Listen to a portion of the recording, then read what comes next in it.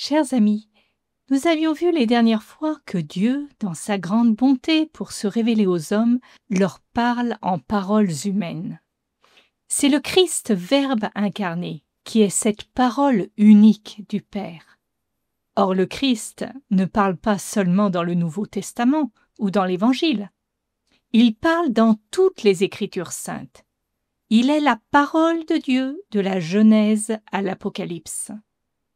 On peut donc dire que Dieu est bien l'auteur des Écritures saintes, dans la mesure où la vérité divinement révélée, que contiennent les livres de la Sainte Écriture, y a été consignée sous l'inspiration de l'Esprit Saint. Bien sûr, Dieu est passé par des hommes, des prophètes, des apôtres, mais c'est toujours la parole de Dieu parce qu'ils ont parlé sous l'inspiration du Saint-Esprit. Et c'est pourquoi l'Église vénère les Saintes Écritures comme parole de Dieu. Parfois, on dit du christianisme que c'est une religion du livre, parce que nous vénérons la Bible. Mais c'est une grave erreur de dire cela. Le christianisme n'est pas la religion du livre, mais la religion de la parole de Dieu. Non d'un verbe écrit et muet, mais du verbe incarné et vivant, comme le dit saint Bernard. Dans les Saintes Écritures a été mis par écrit tout ce qui était conforme au désir de Dieu, et cela seulement, parce que Dieu agissait dans ses prophètes et leur inspirait ce qu'il voulait dire à son peuple. Les livres inspirés enseignent donc la vérité. Ils enseignent le Christ, qui est vérité, et ceci pour notre salut. Mais vous comprenez bien le danger. La parole de Dieu pourrait rester lettre morte pour nous, si nous ne la recevions pas dans l'Esprit Saint et vivifiant. Elle a été inspirée par l'Esprit Saint. Elle doit donc être reçue dans l'Esprit Saint pour ne pas rester lettre morte, mais devenir ce qu'elle est, à savoir parole vivante. Nous connaissons tous cet épisode des pèlerins d'Emmaüs. Jésus s'approche des disciples qui sont tout à leur tristesse parce qu'ils n'ont pas compris la parole de Dieu.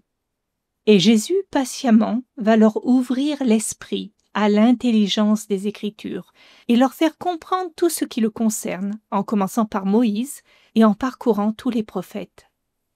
Et leurs yeux, qui étaient d'abord empêchés de le reconnaître, s'ouvrent maintenant, et ils peuvent ainsi le reconnaître à la fraction du pain.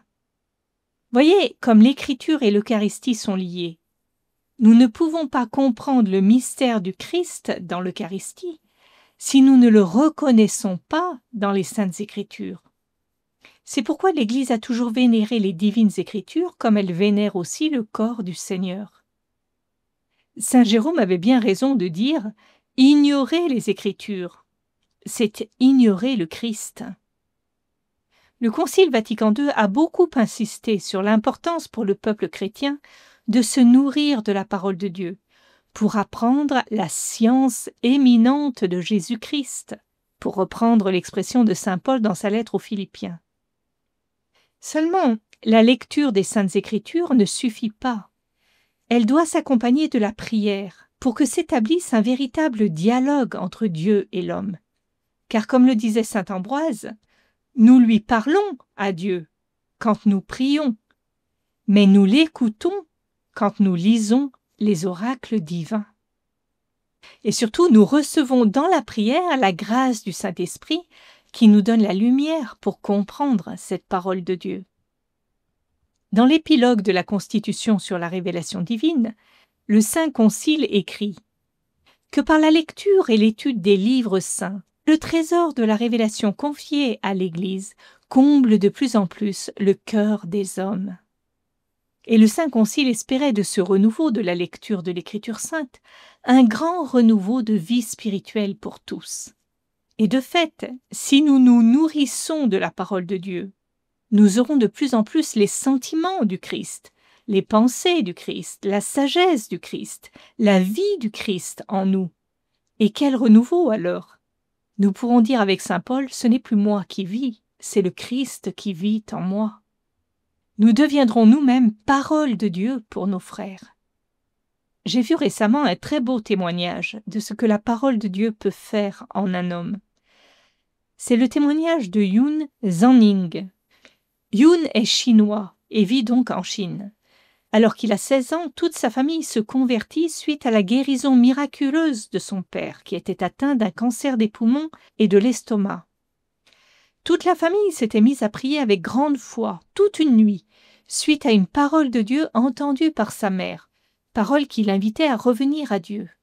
Touchée au cœur par la prévenance de Dieu, elle avait réveillé tous ses enfants pour cette prière ardente de foi. Youn n'avait jamais entendu parler de Jésus, mais s'adressant à lui cette nuit-là, il lui dit « Si tu guéris mon papa, je promets de te donner toute ma vie. » Or le papa s'est trouvé miraculeusement guéri à la suite de cette nuit de prière. Toute la famille est devenue très fervente dans sa foi au Christ. 3 mois plus tard, nous sommes en 1974, toujours en Chine, dans une Chine où il ne fait pas bon être chrétien et où les persécutions sont continuelles. Il est interdit de posséder une Bible. Celui qui a une Bible risque la prison et la torture. Or Youn, depuis la guérison de son père, a un grand désir d'avoir une Bible. Et pendant ces 3 mois, il prie Dieu de lui donner une Bible. Et voici qu'il a un songe. Il voit un vieil homme plein de bonté avec une charrette et 2 serviteurs de chaque côté de la charrette. Le vieil homme prend du pain, le met dans un sac jaune, le donne aux serviteurs et leur demande d'aller frapper à la maison de Youn pour donner ce sac jaune à Youn. Youn ouvre alors le sac et il découvre le pain. Aussitôt il mange ce pain et instantanément ce pain se transforme en Bible. Puis le songe se termine. Youn se réveille et il est complètement bouleversé. Le rêve lui a semblé tellement réel qu'il se lève et qu'il commence à chercher partout dans la maison la fameuse Bible. Et tandis qu'il cherche, soudain, on frappe à la porte de la maison. Il entend une voix douce qui l'appelle. Il demande alors à travers la porte « Est-ce que vous m'apportez le pain ?» Et la voix répond « Oui, nous vous apportons un pain de fête. » Youn reconnaît tout de suite la voix qu'il avait entendue dans le songe. Et il ouvre la porte, et là devant lui, il y a les 2 serviteurs qu'il avait vus dans son rêve. L'un des 2 tient un sac jaune à la main, et il le lui tend, et quand Youn l'ouvre, il y découvre une Bible. Il ne cesse plus alors de rendre grâce à Dieu. Plus tard, il découvre que ces 2 hommes venaient en fait d'un village à 130 km de chez lui. Ils avaient marché toute la nuit pour arriver chez Youn. Or, ce qui s'était passé, c'est qu'un chrétien de ce village éloigné avait reçu une vision du Seigneur dans laquelle Jésus lui demandait de donner sa Bible à un jeune homme. Dans la vision, l'homme avait vu précisément le village de Youn et l'emplacement de sa maison. Alors il était allé déterrer sa Bible profondément cachée et il avait demandé à 2 autres chrétiens de l'apporter à Youn, ce qu'ils avaient fait. Suite à ce cadeau de Dieu, Youn s'est alors mis à dévorer la Bible, et même à l'apprendre par cœur. Chaque jour, du matin au soir, il mémorisait verset après verset, chapitre après chapitre. Il en a fait son pain quotidien. Quelque temps plus tard, alors qu'il va se coucher, il sent quelqu'un lui toucher l'épaule, et il entend une voix qui lui dit « Youn, je vais t'envoyer à l'ouest et au sud, pour que tu y sois mon témoin. » Le lendemain, quand il se réveille, il part aussitôt vers l'ouest pour obéir à Dieu et prêcher le royaume. Et arrivé vers un pont, il rencontre un vieux chrétien qui est tellement étonné de le voir, car justement, il venait le chercher au nom des chrétiens d'un autre village, parce que ceux-ci avaient entendu dire que Youn avait reçu un livre céleste, et il voulait qu'il leur partage le contenu de ce livre saint. Et c'est ainsi qu'il commence sa mission de prédicateur de l'Évangile. Arrivé dans ce village, il leur témoigne de la manière dont il a reçu le livre saint. Et puis, il leur récite l'évangile de saint Matthieu en entier. À la fin, il ouvre les yeux et voit à quel point la parole de Dieu a bouleversé ceux qui l'écoutaient. Et c'est là qu'il comprend vraiment la puissance de la parole de Dieu et l'importance aussi d'obéir à cette parole, quoi qu'elle demande. Son ministère de prédication commence ainsi. Mais c'est aussi le début de son chemin de croix, car les autorités voient désormais en lui un homme qui trouble l'ordre public. Il commence donc une vie d'errance pour échapper à la police chinoise. Mais en même temps, sa vie est une succession de miracles, de conversions. Quand on entend son témoignage, on a l'impression de lire les Actes des Apôtres. Il a été mis en prison pendant 10 ans, torturé d'une manière dont on n'a même pas idée. Mais le Seigneur l'a délivré miraculeusement, comme il a délivré Pierre dans sa prison, en ouvrant les portes, en le faisant disparaître aux yeux de ses bourreaux. La parole de Dieu l'a transformé. Il est devenu un témoin du Christ. Son cœur était tout brûlant, brûlant de la parole de Dieu qu'il annonçait à temps et à contre-temps, dans une obéissance radicale à Dieu, sans souci pour sa propre vie, mais dans l'unique désir de glorifier Dieu. La parole était vraiment pour lui le pain de vie, la vie de sa vie, le motif de sa foi, sa consolation, son appui, sa manière de dialoguer avec Dieu. Beaucoup plus tard, Dieu l'a envoyé en Allemagne, et il a été très surpris en découvrant la tiédeur des chrétiens d'Occident. Il pensait que les chrétiens d'Occident étaient pleins de feu, puisque c'était par eux que la Chine avait reçu la foi, grâce aux missionnaires. Mais là, il découvrait des chrétiens tièdes, et cela l'a beaucoup fait souffrir. Heureusement, Dieu est assez puissant pour susciter encore aujourd'hui des apôtres de feu dans le monde entier, des apôtres remplis du Saint-Esprit et de la parole de Dieu, pour l'annonce du Christ et la conversion des païens. La parole de Dieu a toujours la même puissance, mais c'est nous qui n'avons pas assez de foi pour que sa puissance se déploie aujourd'hui encore. Prions donc le Saint-Esprit pour qu'il ranime en nous le goût de la parole de Dieu et nous en donne la véritable interprétation, car c'est bien le Saint-Esprit qui est le véritable interprète de l'Écriture sainte. Dans la constitution dogmatique sur la révélation divine, il est bien spécifié. La Sainte Écriture doit être lue et interprétée à la lumière du même esprit qui la fit rédiger. Et le Concile Vatican II donne plusieurs critères pour une interprétation de l'Écriture conforme à l'esprit qui l'a inspirée. Tout d'abord, il s'agit de porter une grande attention au contenu et à l'unité de toute l'Écriture. Certes, les livres de la Bible sont tous différents, de styles différents, d'époques différentes. Mais ils sont l'expression d'un unique dessein de Dieu, dont le Christ est le centre. Et même, nous sommes invités à lire les Saintes Écritures à partir du cœur ouvert de Jésus. Son cœur ouvert à la croix est en effet le principe d'intelligibilité des Écritures. Saint Thomas d'Aquin, dans une belle citation, nous éclaire à ce sujet. Le cœur du Christ désigne la Sainte Écriture, qui fait connaître le cœur du Christ. Ce cœur était fermé avant la Passion, car l'Écriture était obscure.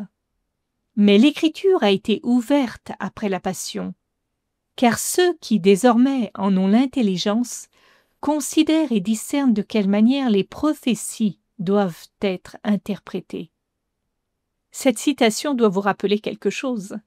Le passage où saint Paul, dans la 2e lettre aux Corinthiens, au chapitre 3, parle du voile qui demeure sur l'entendement des fils d'Israël. Et saint Paul écrit « Jusqu'à ce jour, en effet, lorsqu'on lit l'Ancien Testament, ce même voile demeure. Il n'est point retiré, car c'est le Christ qui le fait disparaître. C'est quand on se convertit au Seigneur que le voile est enlevé. » Quand Jésus meurt sur la croix et que son cœur est ouvert, le voile du sanctuaire se déchire, et alors le sens plénier des Écritures apparaît. C'est pourquoi nous pouvons dire avec justesse que le Christ est la plénitude de la révélation. Il donne de comprendre le sens profond de toutes les saintes Écritures. Le deuxième critère pour une interprétation de l'Écriture conforme à l'Esprit, c'est de lire l'Écriture dans la tradition vivante de toute l'Église. Car c'est l'Esprit Saint qui gratifie l'Église du sens spirituel des Écritures. En effet, l'Écriture sainte n'a pas seulement un sens littéral, mais aussi un sens spirituel. Ce sens spirituel se déclinant en un sens allégorique, un sens moral, un sens anagogique. Cela semble un peu technique, mais c'est important de le rappeler. Pourquoi ? Parce que nous ne pouvons pas nous contenter du sens littéral. Quand nous lisons l'Ancien Testament, où nous voyons beaucoup de guerres contre les ennemis, beaucoup de préceptes très pointilleux concernant la morale, nous pourrions rester prisonniers de la lettre et oublier l'esprit, et passer à côté du sens profond de la parole de Dieu pour nous aujourd'hui. Et je fais juste une petite parenthèse.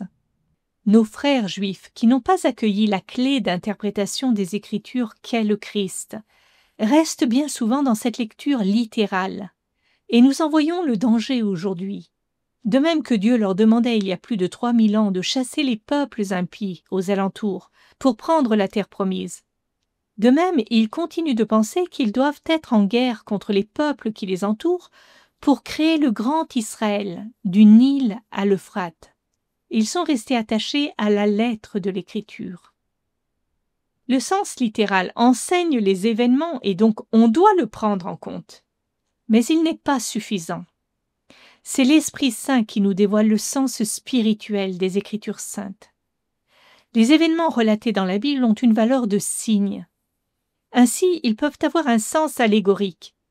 Leur signification s'éclaire dans le Christ. Par exemple, la traversée de la mer Rouge est un signe de la victoire du Christ, et par là du baptême, passage de la mort à la vie, de l'esclavage à la liberté. Le sens allégorique nous éclaire sur ce qu'il faut croire. Le sens moral, quant à lui, nous éclaire sur ce qu'il faut faire. Ainsi, l'épisode de convoitise du roi David envers la femme d'Uri, le Hittite, nous manifeste le danger de la convoitise, du mensonge, et nous rappelle l'interdit de l'adultère. Quant au sens anagogique, il nous permet de voir les réalités, les événements dans leur signification éternelle. Il tourne nos yeux vers la réalité à venir. Par exemple, au sens littéral, nous pouvons lire l'épisode de l'entrée du peuple d'Israël conduit par Josué dans la terre promise. Cependant, en nous laissant éclairer par l'Esprit Saint et la parole de Jésus, nous pouvons entrer dans le sens anagogique de cet épisode, et donc dans une interprétation spirituelle concernant les fins dernières. La terre promise est alors interprétée comme une image du royaume de Dieu, ou de la béatitude éternelle. Elle n'est donc pas une terre à conquérir ici-bas. La terre promise d'Israël n'était que le signe d'une réalité supérieure, le royaume de Dieu dont Jésus lui-même nous a dit qu'il n'était pas de ce monde. Le sens anagogique nous montre donc vers quoi il nous faut tendre. Il soutient notre espérance. Vous pouvez donc constater que la lecture des Saintes Écritures n'est pas monolithique, elle est plurielle. Elle s'enrichit de différents sens, et nous n'avons pas besoin d'être théologiens pour entrer dans ces sens. L'Esprit Saint nous éclaire et nous donne de comprendre avec le cœur de l'intérieur ce sens spirituel de la parole de Dieu. Nous y sommes aidés aussi par le magistère, par les saints, par la manière dont ils ont ruminé la parole de Dieu et dont ils l'ont comprise et transmise. Je voudrais maintenant rappeler le lien qui existe entre l'Ancien et le Nouveau Testament. Certes, ce sont des choses que nous connaissons, mais il est bon aussi de se les rappeler car sans même nous en apercevoir, nous pouvons dévier de la vérité. Il y a eu d'ailleurs des déviances dès le début du christianisme. Vous avez sans doute entendu parler de Marcion. Marcion était un chrétien qui, voyant le contraste entre la loi juive et l'Évangile, en a conclu à l'existence de deux principes divins. Il y aurait le Dieu de colère de la Bible hébraïque et le Dieu d'amour de l'Évangile. Et le seul Dieu suprême serait celui de Jésus-Christ. Et donc, pour cela, Marcion a rejeté l'Ancien Testament. Pour lui, le Père de Jésus-Christ a envoyé son Fils pour abroger la Bible hébraïque et le culte de ce premier Dieu de colère.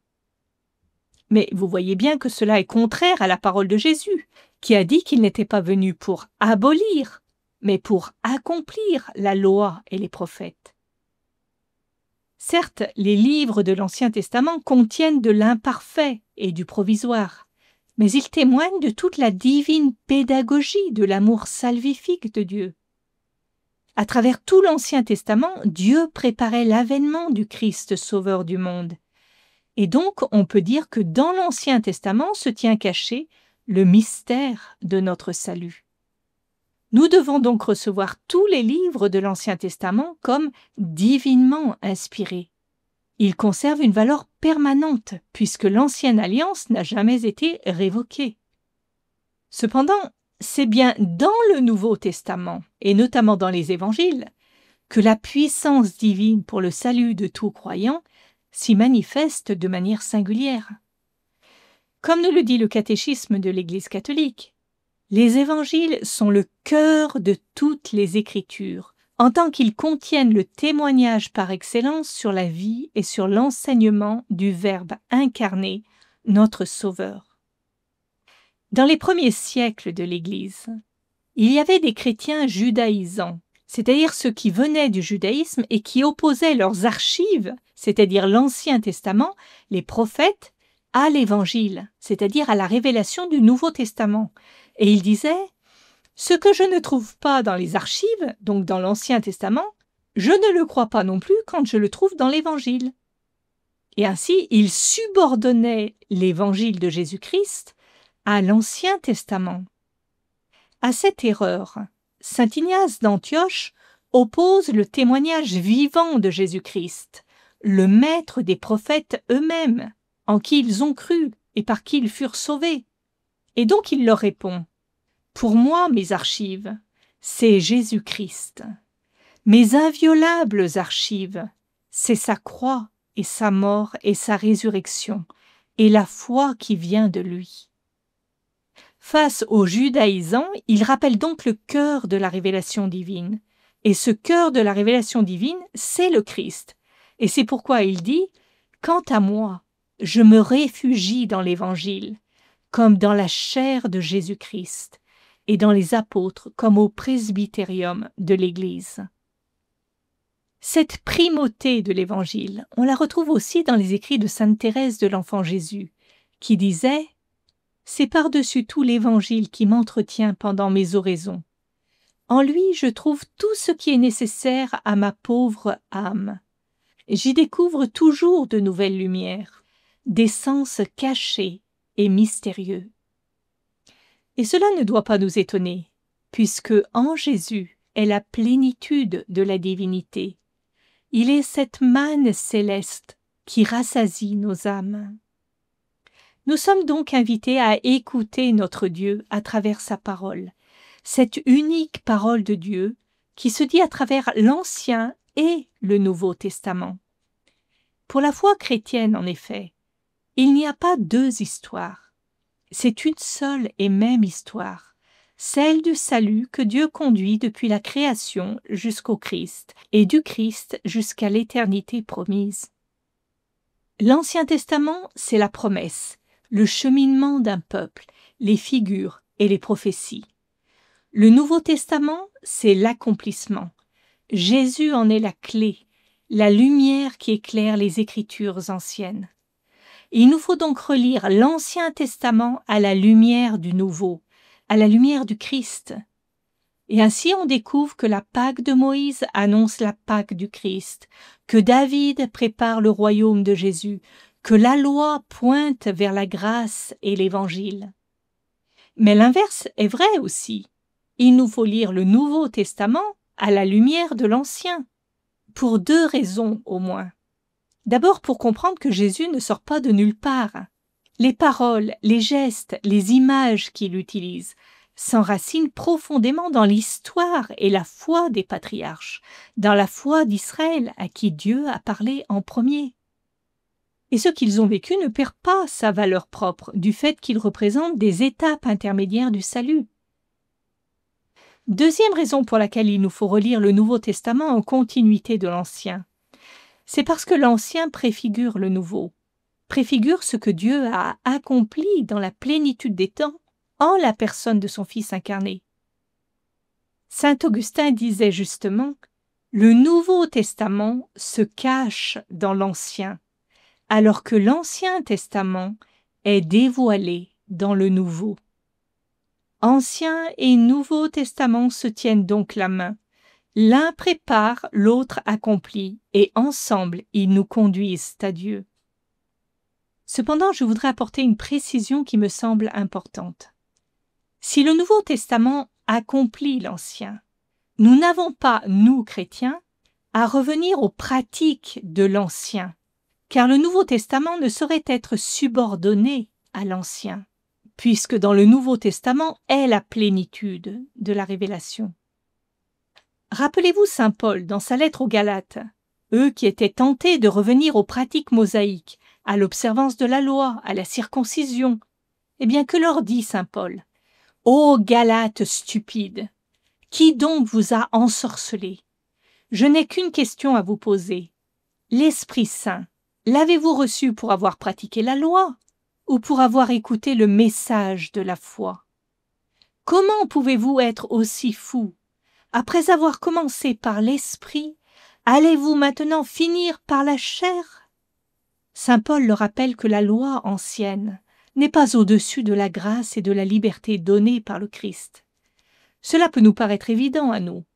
Cependant, certains qui se disent chrétiens, et je pense à tout un mouvement de chrétiens évangéliques aux États-Unis, voudraient nous ramener aux rites qui ont été abolis par la venue du Christ. Il y a en effet des évangéliques qui se donnent du mal pour envoyer en Israël des génisses rousses nécessaires au sacrifice de purification pour la reconstruction du temple, comme si le sacrifice de Jésus n'était pas suffisant. C'est vouloir rallumer une lampe alors que le soleil est déjà levé. La lettre de la loi sans l'esprit est une œuvre de mort. Le Christ a tout accompli.